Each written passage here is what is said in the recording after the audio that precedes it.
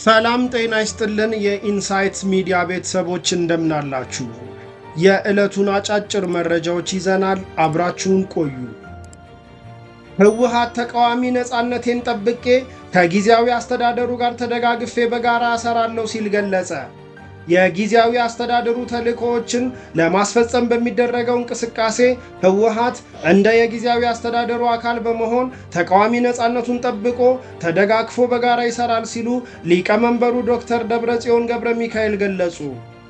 ከፕሬዝዳንት ታደሰ ወረደ ጋር ተባብረንና ተደጋግፈን የጊዜያዊ አስተዳደሩ ተልእኮችን በአጭር ጊዜ ለማሳካት ያለንን ዝግጁነት መግለጽ እንወዳለን ሲሉ ሊቀመንበሩ ዶክተር ደብረጽዮን ገብረ ሚካኤል የፓርቲው ማዕከላዊ ኮሚቴ አባላት የጊዜያዊ አስተዳደሩ ፕሬዝዳንት በመሆን ስራ ለጀመሩት ሌተናል ጀነራል ታደሰ ወረደ ትላንት ሚያዝያ 2 ቀን 2017 ዓ.ም ባዘጋጀው መድረክ ባደረጉት የመልካም ስራ ምኞት ንግግር አስታውቀዋል። ፕሬዝዳንቱ ሌተናል ጀነራል ታደሰ ወረደ በበኩላቸው ካለፉት ድክመቶቻችን ተምረን መደጋገፍና መተባበር ለቀጣይ ጉዟችን ወሳኝ ነው ሲሉም ገልጸዋል። አቶ ጌታቸው ረዳ የምስራቅ አፍሪካ ጉዳዮች አማካሪ ሚኒስትር ሆነው ተሾሙ። ጠቅላይ ሚኒስትር ዶክተር አብይ አህመድ ከሚያዝያ 3 ቀን 2017 ዓ.ም ጀምሮ አቶ ጌታቸው ረዳን የምስራቅ አፍሪካ ጉዳዮች አማካሪ ሚኒስትር አድርገው ሾመዋል። ላለፉት 2 ዓመታት የትግራይ ክልል ጊዜያዊ አስተዳደር ፕሬዝዳንት ሆነው ያገለገሉት አቶ ጌታቸው ረዳ መጋቢት 29 ቀን 2017 ዓ.ም ከነበሩበት ኃላፊነት በይፋ ተሰናብተዋል። ይህን ተከትሎም በዛሬው ዕለት ጠቅላይ ሚኒስትር ዶክተር አብይ አህመድ አቶ ጌታቸው ረዳን የምስራቅ አፍሪካ ጉዳዮች አማካሪ ሚኒስትር አድርገው ሾመዋል። የሰው ሰራሽ አስተውሎት ምርምር ተቋም በማህበራዊ ሚዲያ የሚሰራጩ የግጭት ቀስቃሽ ይዘቶች በኢትዮጵያና ኤርትራ መካከል ያለውን ውጥረት እያባባሱ ናቸው ሲል አስጠነቀቀ።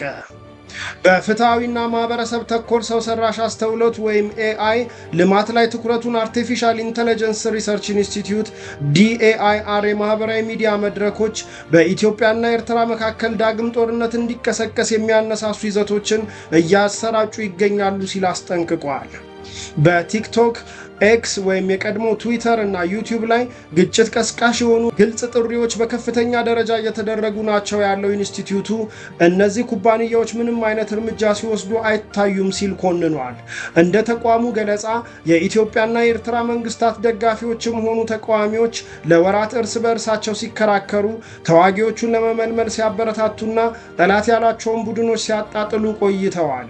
ተቋሙ የትግራይ ጦርነት ያስከተለው ውድመት ዳግም እንዳይከሰት ለመከላከል ዓለም አቀፉ ማህበረሰብና ቀጠናዊ ባለድርሻ አካላት በፍጥነት እርምጃ እንዲወስዱ አሳስቧል። ከውጭ ወዳገኘናቸው መረጃዎች ስናልፍ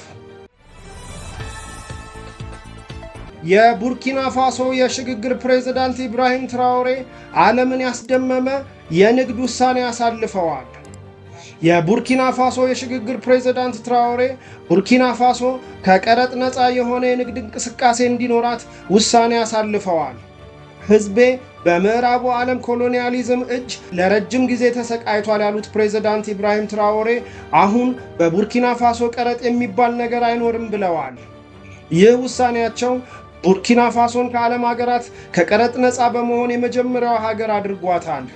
በዚህ ውሳኔያቸው በርካታ የዓለም ሀገራት የተደመሙ ሲሆን በዚህ ውሳኔ የተደመሙት የዓለም ቁጥር 1 ባለሀብት የሆኑት ኤለን መስክ ኢብራሂም ትራኦሬን በቅርቡ ሊያናግሩት እንደሚፈልጉ የዓለም አቀፍ ሚዲያዎች አመላክተዋል። በቻይናና በአሜሪካ መካከል ያለው የንግድ ጦርነት ተባብሶ በቀጠለበት በአሁኑ ሰዓት ቻይና ከአሜሪካ በሚገቡ ሸቀጦች ላይ የጣለችውን ታሪፍ ወደ 125% አሳደገች። ከዚህ ቀደም ብሎ የአሜሪካው ፕሬዝዳንት ዶናልድ ትራምፕ በቻይና ላይ የጣሉትን የታሪፍ ጭማሪን ተከትሎ ቻይና ከአሜሪካ በሚገቡ ምርቶች ላይ የ84% ታሪፍ መጣሏን ይፋ ማድረጓን ያስታወሰው ዘገባ ቤጂንግ እዚህ ውሳኔ ላይ የደረሰችው ትራምፕ በቻይና ላይ የጣሉትን ታሪፍ ወደ 145% ከፍ ካደረጉ በኋላ ነው። የትራምፕ ታሪፍ ጭማሪ የአሜሪካ የአክሲዮን ወይም ስቶክ ገበያ እንዲዋዥቅ ምክንያት ሆኗል ሲል ቢቢሲ ዘግቧል። እንደነዚህ አይነት አዳዲስና አንኳር መረጃዎች በየቀኑ እንዲደርሱ ሚዲያችንን ፎሎ፣ ላይክ እና ሼር በማድረግ ቤተሰብ ይሁኑ።